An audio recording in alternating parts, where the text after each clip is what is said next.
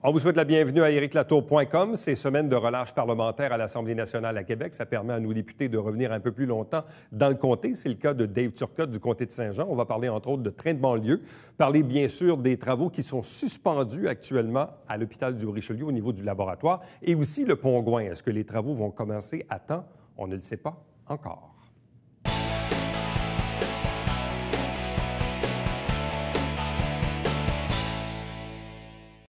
Ces semaines de relâche parlementaire à l'Assemblée nationale à Québec, ce qui permet à nos députés de passer peut-être quelques jours de plus dans le comté. C'est le cas du député de Saint-Jean, Dave Turcotte. Bonsoir et bienvenue. Bonsoir. Alors, qu'est-ce qu'on fait durant une relâche parlementaire?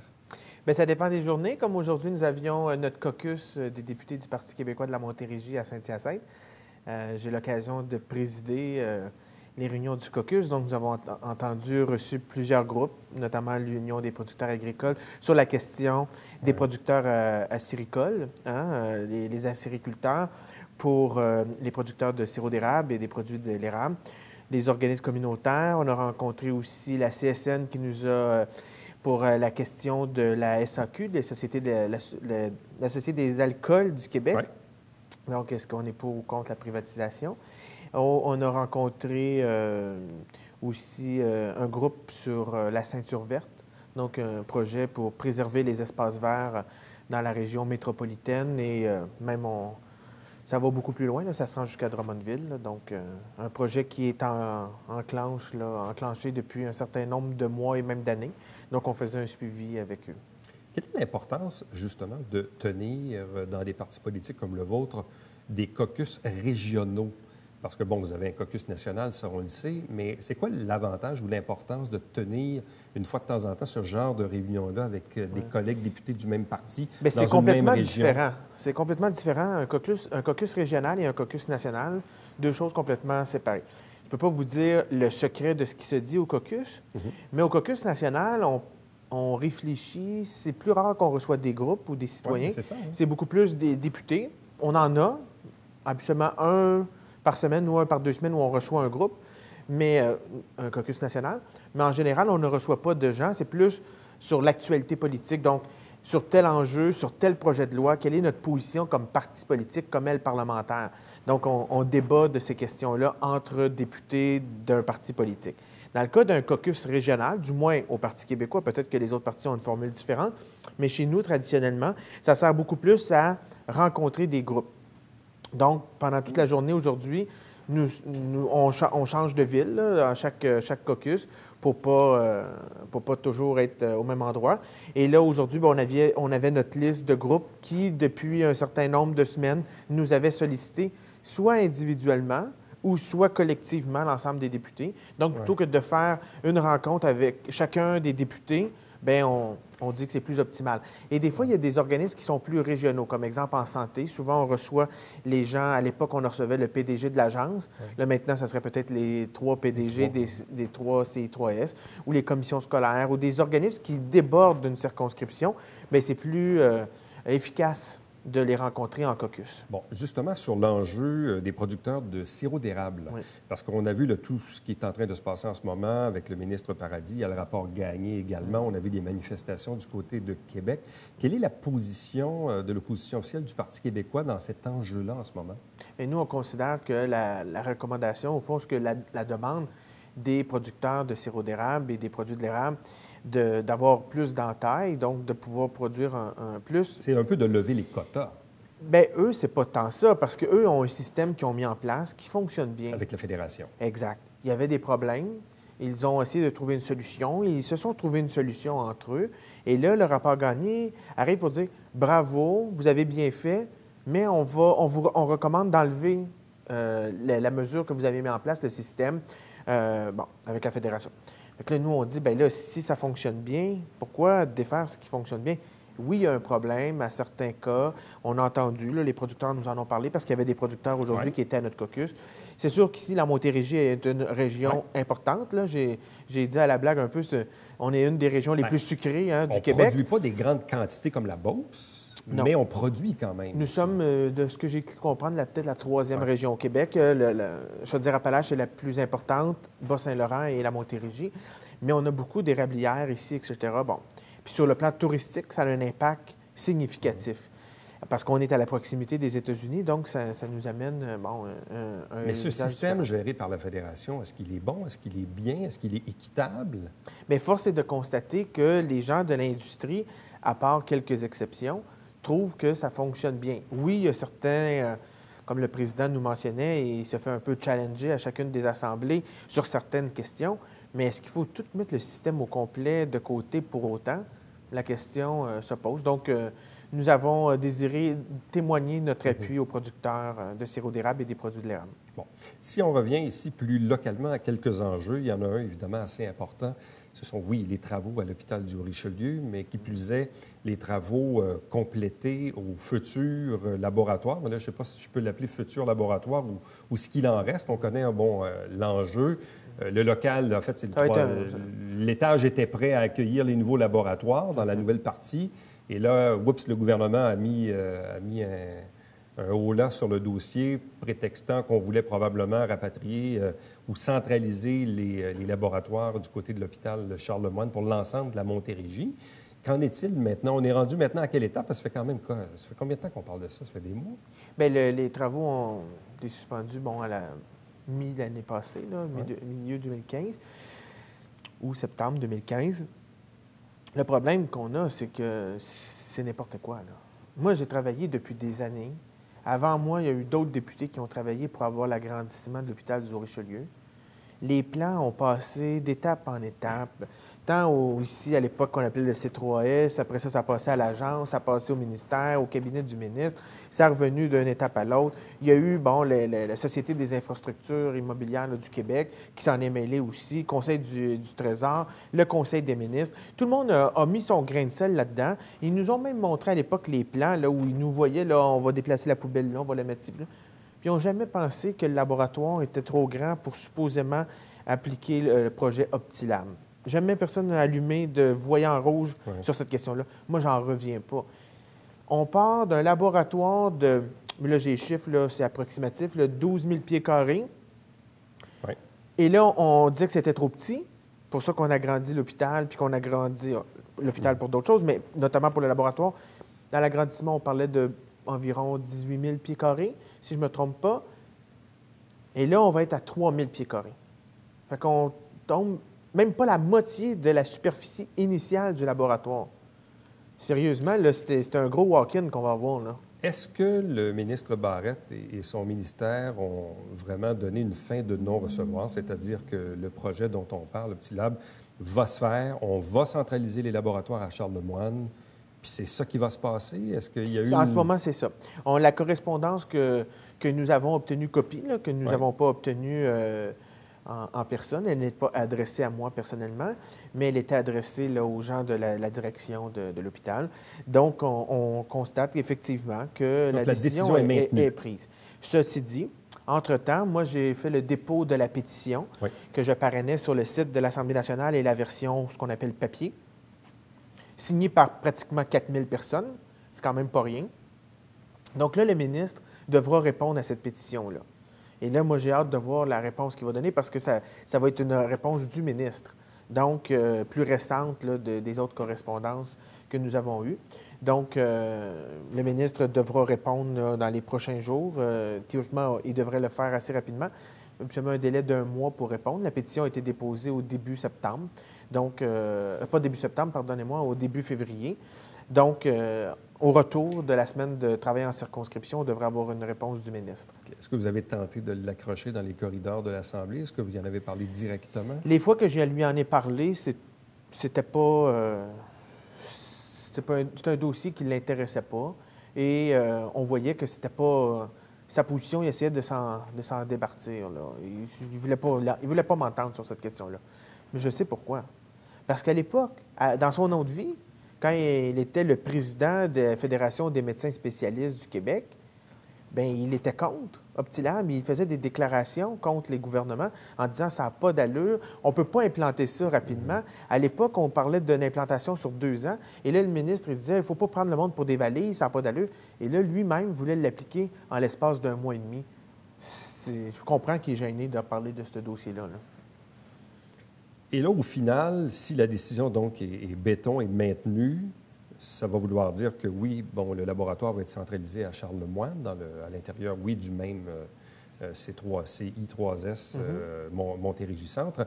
Et là, il va rester quoi? Un laboratoire pour quelques urgences, là, pour les Pour trucs, les analyses de l'hôpital, de l'urgence, et quelques exceptions, à peine. à peine. Mm. Qu'est-ce qu'on va faire du reste? Ça a un impact. Ça a un impact aussi. Moi, j'ai rencontré la direction générale du Cégep, Saint-Jean-sur-Richelieu. Ça a des impacts aussi au Cégep. On ne pense pas à ça, là, mais il y a un programme d'études au Cégep, analyse biomédicale. Et en ce moment, bien, ça peut avoir un impact sur les inscriptions. En ce moment, on ne le voit pas encore parce que ça n'est pas encore véhiculé pour toute la Montérégie. Donc, des élèves ou des jeunes qui veulent suivre cette formation-là pour travailler dans un laboratoire d'hôpital doivent suivre cette formation-là. Ouais. Mais là, il y a moins d'emplois qu'il va y avoir dans ce domaine-là. Donc, il y a un risque de diminution d'inscription. Mais la conséquence que nous commençons à voir, c'est les stages. Il y aura de moins en moins de place pour les stages. Donc, qu'est-ce qu'on va faire avec nos étudiants qui sont au cégep et qui ont besoin de faire des stages dans ces domaines-là? Ils vont se rendre tout à Charlemagne. Tous les cégeps de la Montérégie qui donnent le programme vont se rendre dans le grand laboratoire centralisé. Ça amène des conséquences aussi en éducation, là. Bon, si on revient au laboratoire qui, maintenant, donc, va occuper peut-être 2 ou 3 000 pieds carrés sur les 12 000 qu'on avait prévus. Qu'on avait. Qu'on avait, oui. Ben, qu'on a actuellement. Qu'on là. a actuellement. Qu'on Mais là, perd. maintenant, qu'est-ce qu'on va faire du reste de l'espace? Ça, c'est on ne le sait pas. On ne sait pas encore. Parce que nous, on avait reçu ici à l'émission Richard Deschamps, Oui. qui est le PDG du CI3S Montérégie-Centre.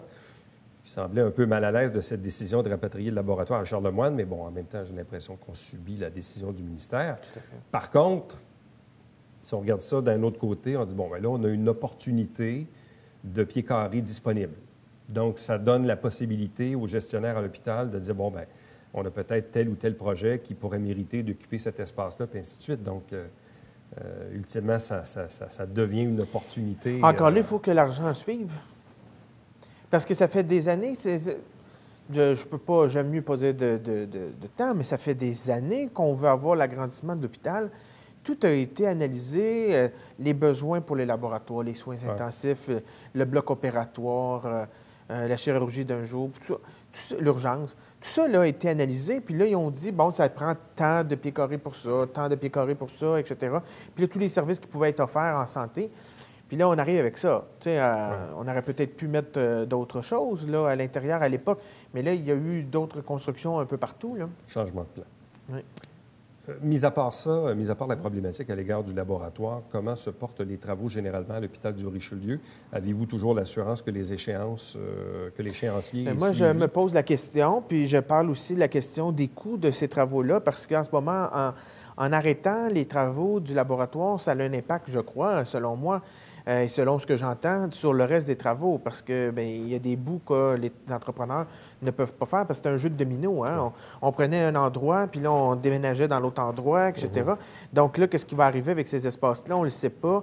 Dans la séquence où ça arrivait, toutes les questions se posent. Et la question des coûts. Pendant que les travaux n'ont pas lieu, bien, l'entrepreneur, lui, si dans sa séquence, c'était prévu qu'il fasse ces travaux-là, ça a des retards, etc. Puis quand les retards sont responsabilité du gouvernement, bien, c'est le gouvernement qui paye. Donc, les contribuables. Donc, ça va coûter plus cher que prévu. Ça, je ne peux pas vous dire encore parce qu'au net, peut-être qu'ils vont économiser ailleurs, etc. Surtout si c'est un grand local à mettre une mop et des balais, là. Si ça ne sert pas, ça ne coûtera pas cher. Mais moi, je souhaite qu'au moins ça soit utilisé. Mais en ce moment, j'ai encore espoir de tenter de convaincre le ministère d'au moins maintenir un certain niveau d'activité. Bien, exactement, du laboratoire pour ne pas qu'on perde toute notre expertise. Bon, parlons du pont Gouin. Oui. Autre dossier, cette fois lié au ministère des Transports. Oui. C'est un peu curieux ce qui se passe dans ce dossier-là, parce qu'il y a quelques semaines, on recevait le maire Michel Fecteau, où on apprenait avant les fêtes, à la une du Canada français, que les travaux étaient à nouveau reportés. Le maire Fecteau nous avait dit, mais à l'époque, c'était Robert Poitiers qui était encore ministre. Il dit, ben non, il parlait au ministre, puis non, on nous dit que l'échéancier est prévu et que dès que le Festival de Montgolfière va se terminer à la mi-août, donc cette année, là, été 2016, que les travaux vont commencer. Là, nous, on est fin février, début mars. Est-ce que vous avez une autre information que je n'ai pas à ce jour? Bien, j'aimerais beaucoup avoir effectivement cette information-là que je n'ai pas encore. Il y a eu un changement de ministre. Oui. C'est maintenant M. Daou. Dès sa nomination, pratiquement le lendemain de sa nomination comme ministre, je lui ai écrit une lettre pour faire un état de situation. Hein? Quand un nouveau ministre, Moi, j'aime ça, le sensibiliser au dossier de la circonscription, tant pour qu'il soit au courant de ces enjeux-là, pour si j'ai à me lever en chambre pour poser une question ou aller le rencontrer, il sait que je lui ai déjà écrit, donc que j'ai un intérêt pour ces questions-là, mais aussi pour que la machine s'active dans ces enjeux-là. Donc, la question du pont Gouin fait partie de ça, parce que j'ai tout vu ça, moi aussi, là, la revue de presse passée, que là, les retards dans les travaux, moi, on ne m'avait pas avisé de ça.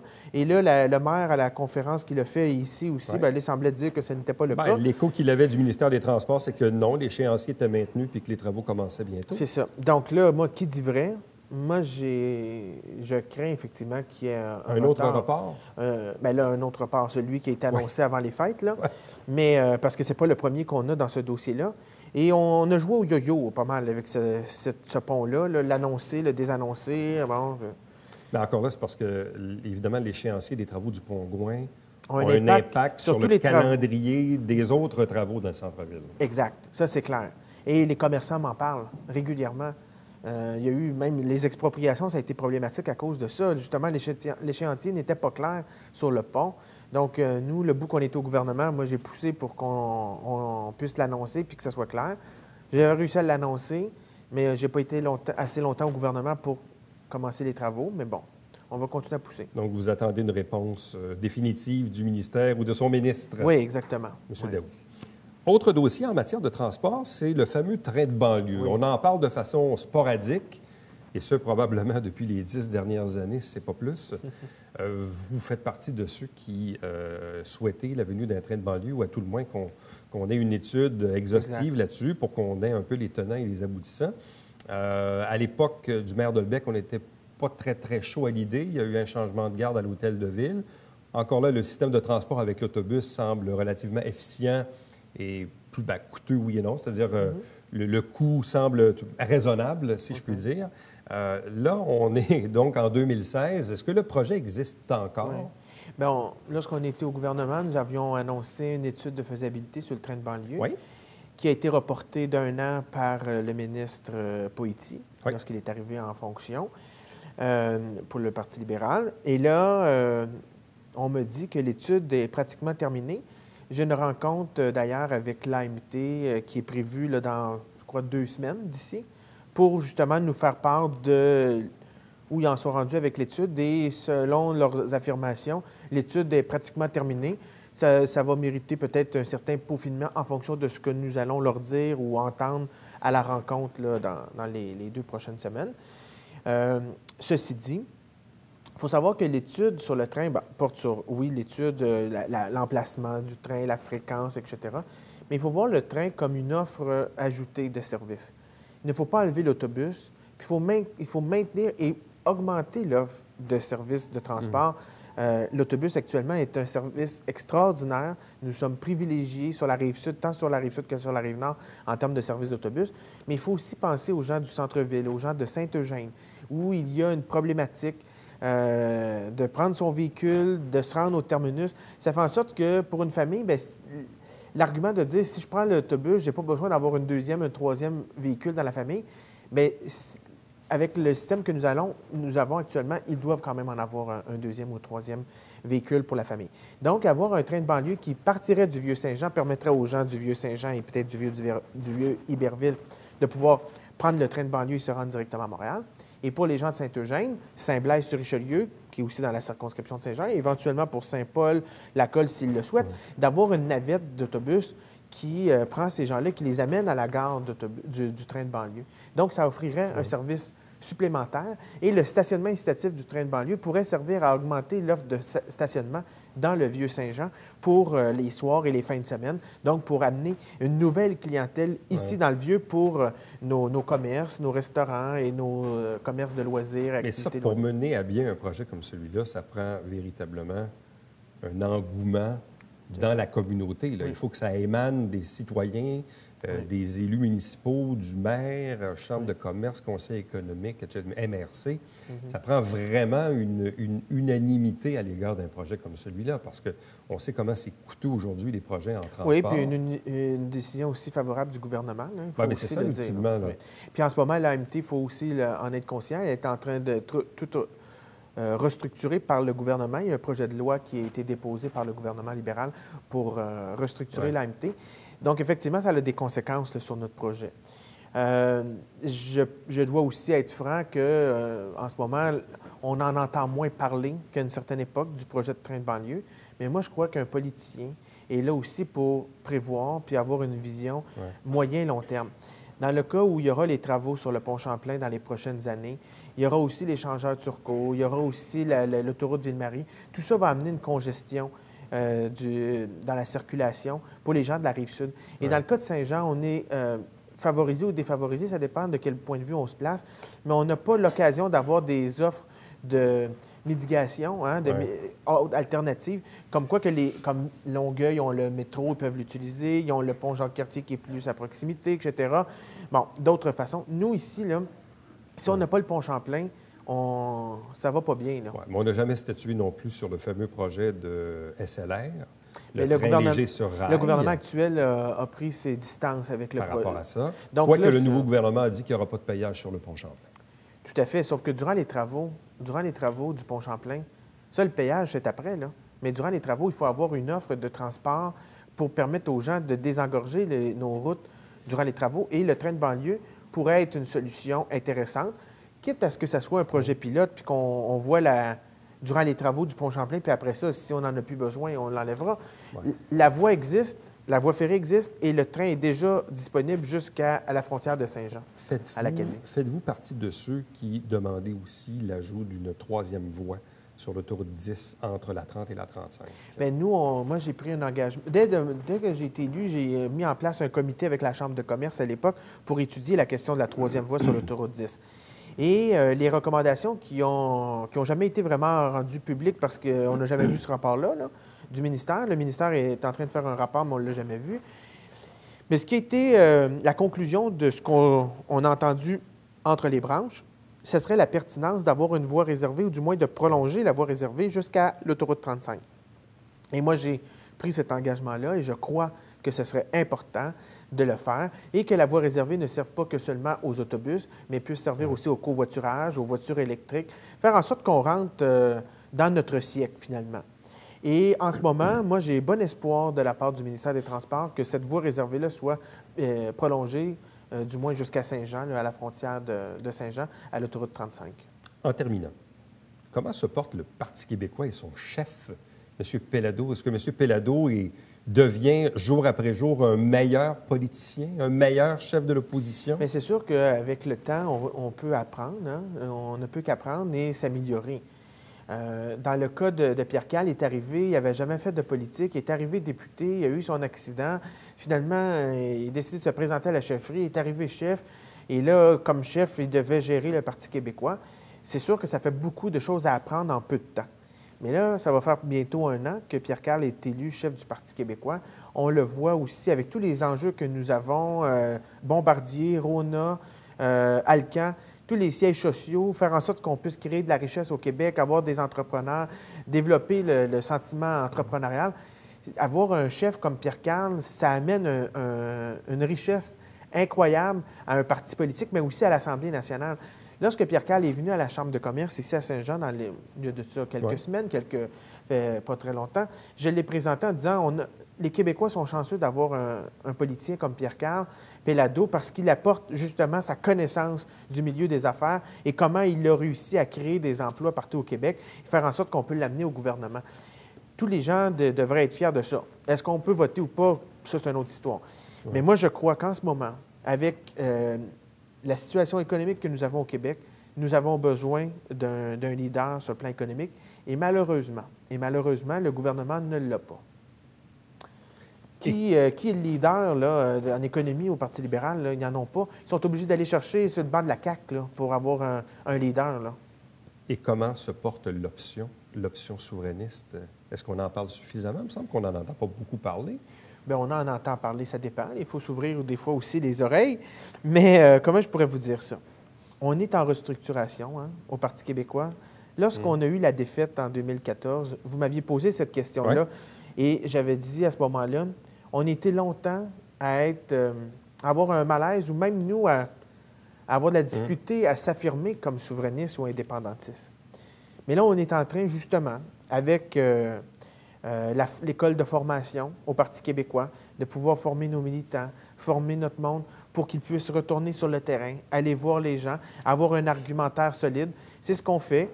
Si vous avez suivi les médias, il y a aussi ce qu'on appelle un institut qui a été mis en place là, par des gens, là, Daniel Turp, entre autres, pour justement faire un argumentaire sur l'indépendance. Donc, on s'active là-dessus. Dave Turcotte, merci beaucoup. Merci. Restez avec nous. Au retour, le Babillard quotidien.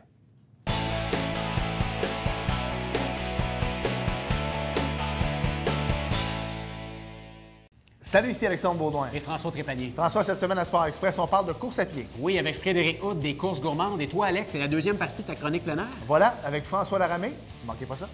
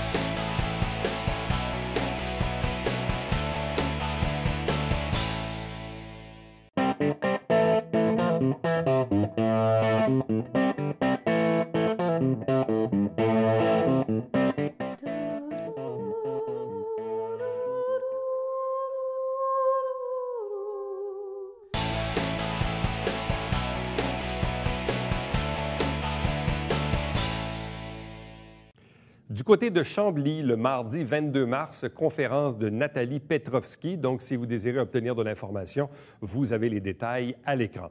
Ne manquez pas chaque semaine le résumé des travaux du conseil municipal. L'émission s'appelle tout bonnement Saint-Jean-sur-Richelieu. Également, ne manquez pas le télébingo tous les dimanches matin 9h30 en direct avec 3 500 $ en prix. La carte pleine est à 2 000 $ et il y a 30 dépositaires dans la région pour acheter vos livrets. Pour avoir la liste, faites www.tvhr9.com. À demain. Bye bye.